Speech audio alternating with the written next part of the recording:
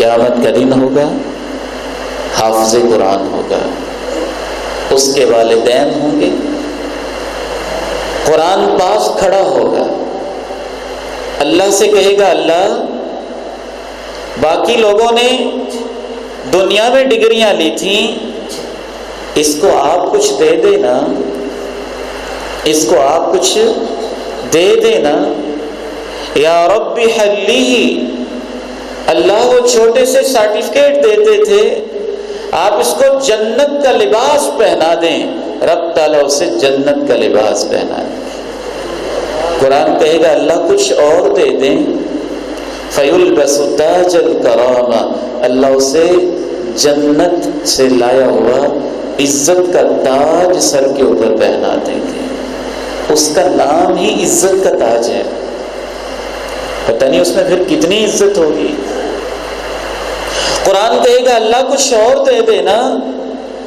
ارض عنہ، اے اللہ آپ اس سے کہہ دیں کہ میں تیرے اوپر راضی ہو گیا ہوں، فیرضى عنہ، اللہ کہے گا اے میرے بندے میں تیرے اوپر راضی ہو گیا۔ میں کئی حدیثوں کو جمع کر کے بیان کر رہا ہوں، شاید پھر قرآن کہے گا اللہ اس کے والدین کو بھی کچھ دے دیں،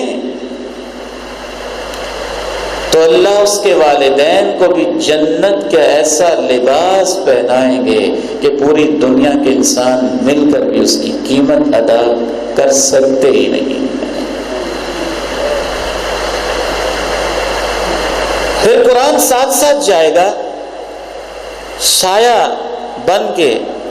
جنت میں وفائیں کرتے ہوئے، اور اللہ کہیں گے میرے بندے یہ میرا قرآن ہے، یہ میری جنت ہے، اور یہ تو ہے، بس تو قرآن پڑھتا چلا جا اور جنت کے درجات چڑھتا جا، جہاں قرآن کی آخری آیت الناس کی سین آئے گی جنت میں، وہاں تیرا مقام ہوگا۔ اصل یہ نیت ہے قرآن پڑھنے اور پڑھانے کی۔ اللہ تعالیٰ یہ سارے انعامات ان ہمارے روحانی بیٹوں کو بھی نصیب فرمائے، ان کے والدین کو بھی نصیب فرمائے، اس ادارے کو بھی نصیب فرمائے،